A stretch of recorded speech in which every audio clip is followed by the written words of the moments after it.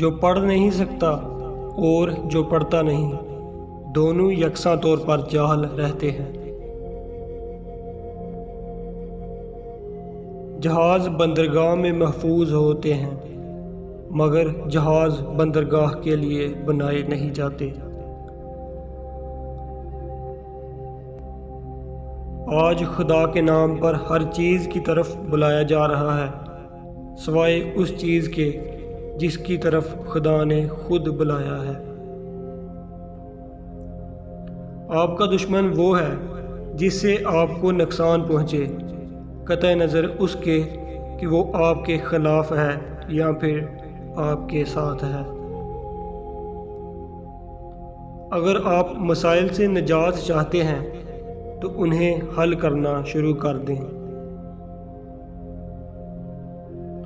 مطالعہ کیجیے، یہ انسان کا وہ شرف ہے جو کسی جانور کو حاصل نہیں۔